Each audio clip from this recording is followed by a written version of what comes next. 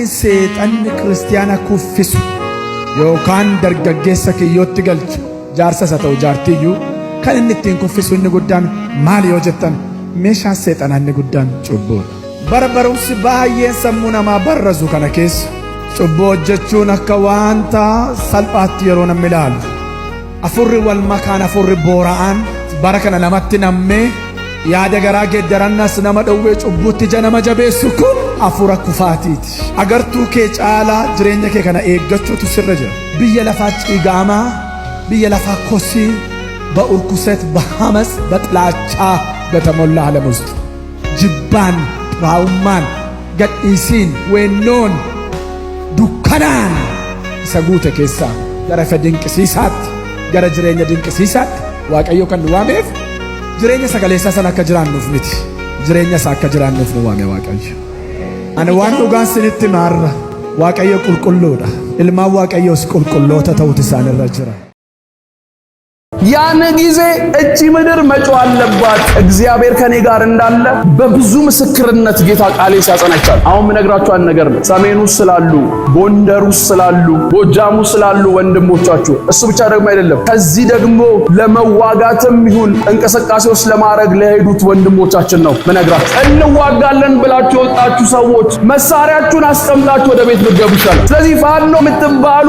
አንድ መልእክት ስሙ። በብዙ ንስሐ ባትመለስ ይመጣል ያልኩት ጥፋት አሁን በትንሽ ሳምንታት ውስጥ አጥቷል። እንደኔ አይነት ፕሮፌት እዚህ ሀገር ውስጥ ሁለት ወይ ሶስት እንኳን ነው። መሳይ መኮንን የምትባል ሰው ጋዜጠኛ መሳይ መኮንን፣ ደረጃ አብተወልድ፣ 360 የምትባሉ ሌሎችም ስም ያላችሁ እስከ 4 ትውልዳችሁ ድረስ በየገባችሁበት ምድር ተንከራታች ትሆናላችሁ።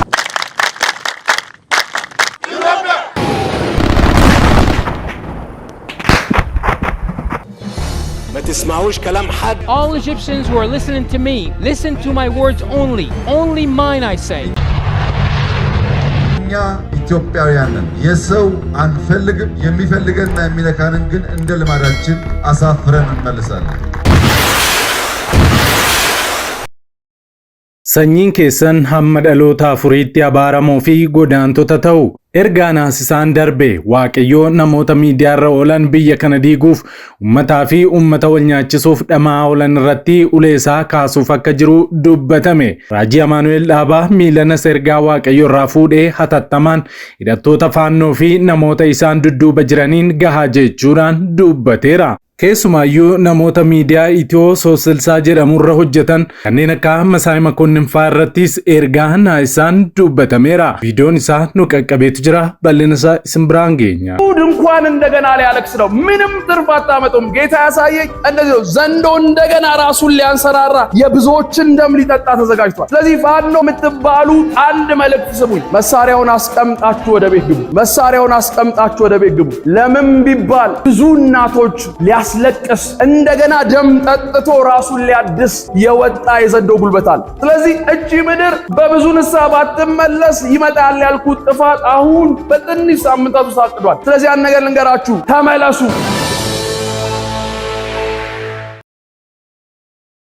Nagaan faraarri Kiristoos bakka jirtanitti hunduma keessaniif haa baay'atu. Akkam jirtu daawwattoota Kiristiyaan Miidiyaa. Qophii wayitaawwaaf yeroo kanaaf isiniif qindeeffannee isin biraan ga'uuf qabannee dhiyaanneerra. Yeroo jalqabaaf gara chaanaalii keenyaatti kan dabalamtan subscribe gochuudhaan mallattoo beelii sana fuulduratti isinii ba'u ala tokko gadi tuquun ol kan jetturraa kaadhaa. Kana gochuu keessaniin odeeffannoowwan Kiristiyaanummaa yeroo hundumaa wayita gadhiifaman hunduma dursee akka isin naqqabuuf isin gargaara. Like, share godhaa. Yaada keessan immoo saanduqa yaadaa yookaan koomentii keessatti nu qooda kallattiidhaan gara qophii keenya yeroo kanaatti wal wajjin hadabarru.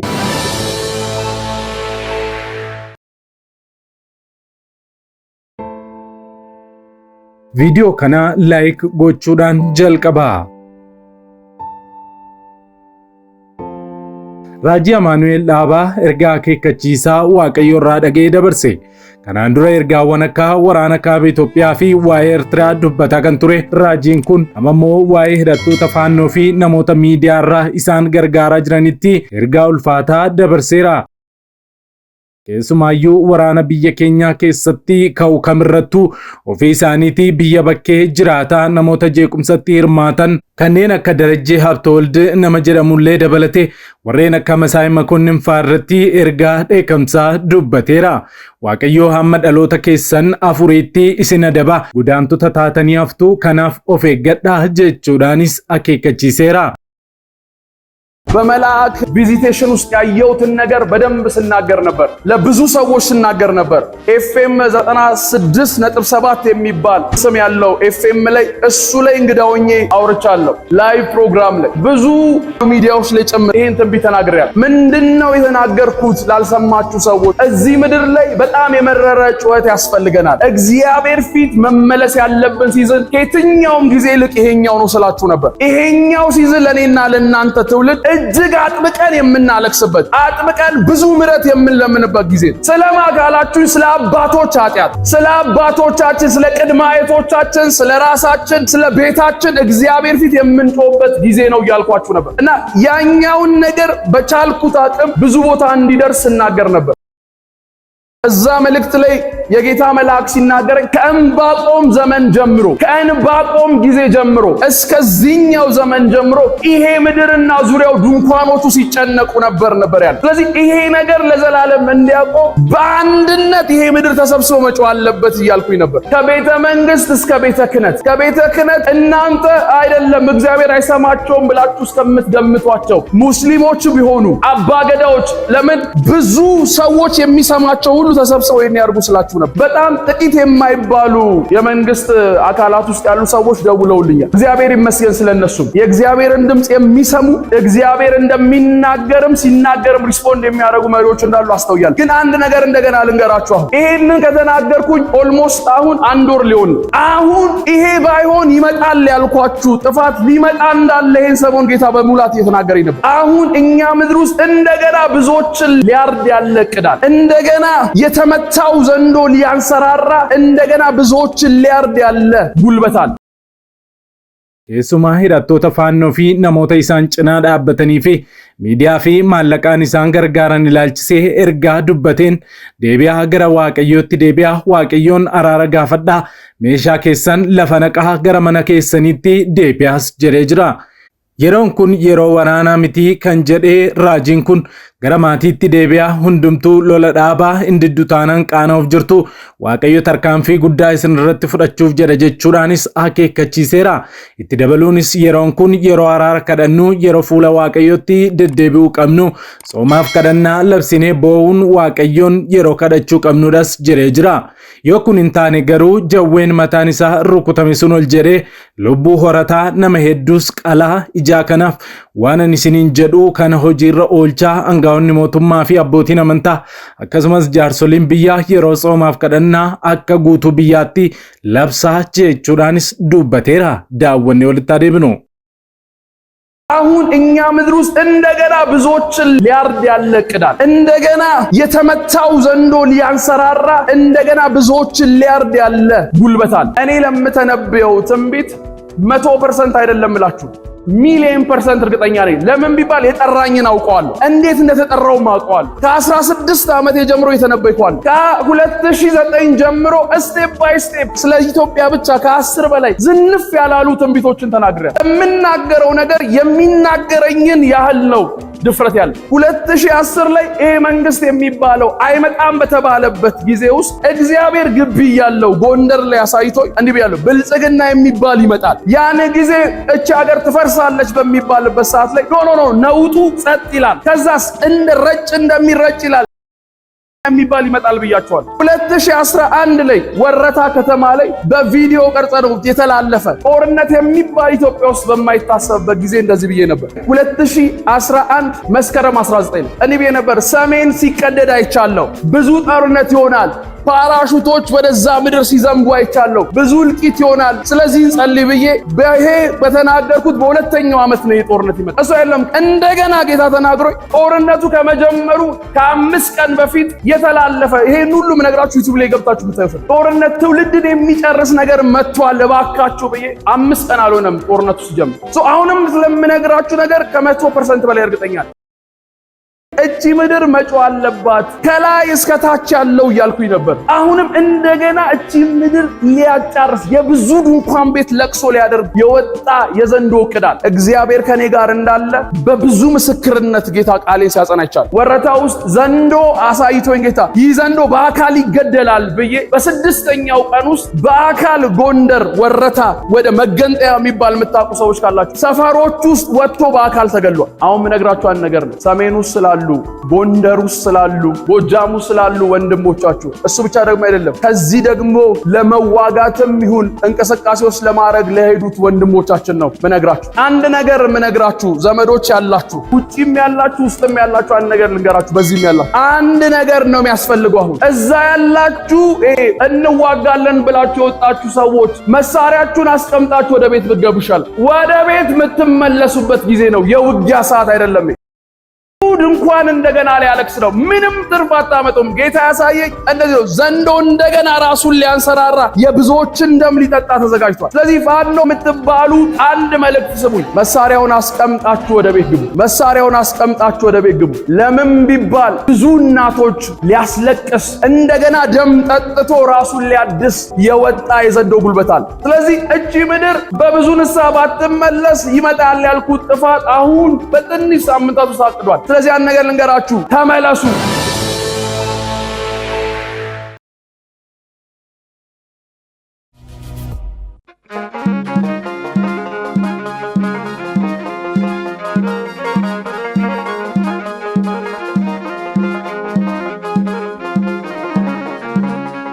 አንጋፍኒ ነጋ እንፋኖት በይ አንጋፍኒ ነጋ እንፋኖት በይ ዱኤ ዮማchi nafe du'a ka'e angafni nagaa inni fannoot ba'e angafni nagaa inni fannoot ba'e du'e yoomachi nafe du'a ka'e angafni nagaa inni fannoot ba'e angafni nagaa inni fannoot ba'e du'e yoomachi nafe du'a ka'e angafni nagaa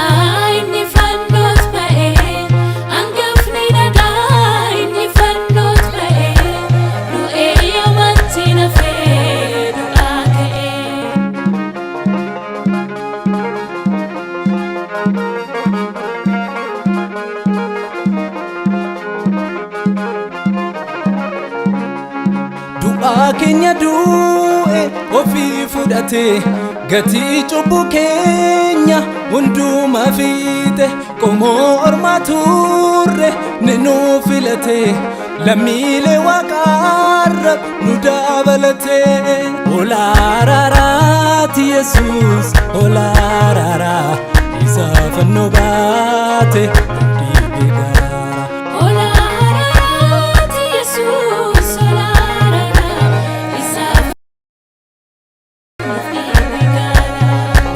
Oladifamati Yesus, oladifama, karasatun jire tula argama. Oladifamati Yesus, oladifama, karasatun jire tula argama.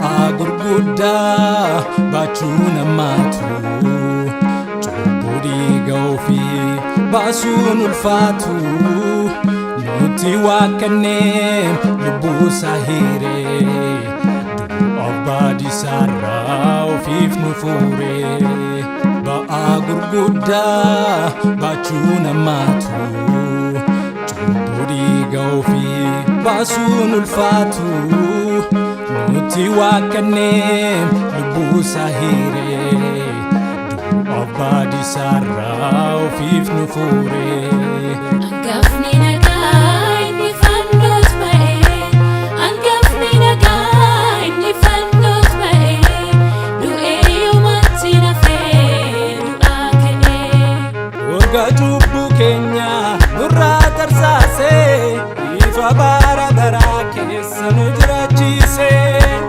angafni nagaa inni angafni nagaa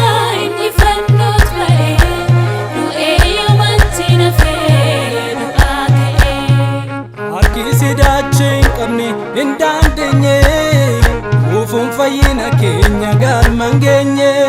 Hangafni nagaa inni fannoos ba'ee hangafni nagaa inni fannoos ba'ee du'ee yoomatti nafee du'aa kalee. Amma du'ii geessu nutti agarsiise cubbuuf abarsasa nurraa calaase.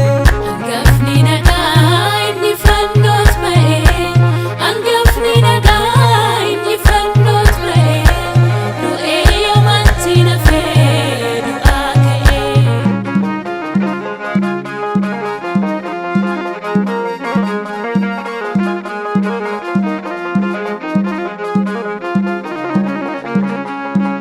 Inifee dukkanni keenya bitaamnee garboomuun keenya cubbuu fi adaba sarraa Yesuusin qabanne tollaa. Inifee dukkanni keenya bitaamnee garboomuun keenya cubbuu fi adaba sarraa Yesuusin qabanne tollaa.